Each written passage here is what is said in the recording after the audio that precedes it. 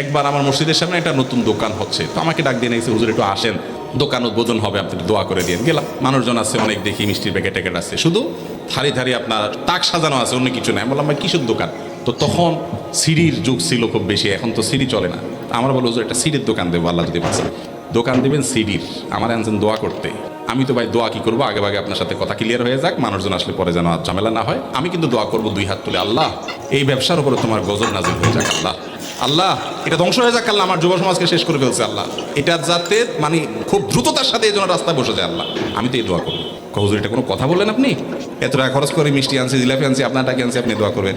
আমি পরে বললাম যে ভাই আপনি করবেন হারাম কাজ, আমি যদি আল্লাহকে বলি, আমি কেন, মক্কার ইমাম সাহেব, মদিনার ইমাম সাহেবরা সবাই আইসায় যদি আল্লাহকে বলে, আল্লাহ আমরা সবাই মিলে সিদ্ধান্ত নিয়েছি তোমার কাছে সুপারিশ করার, তুমি এই বেচারার এই হারাম কাজটাতে বরকত দিও, আল্লাহ দিবে কোনোদিন?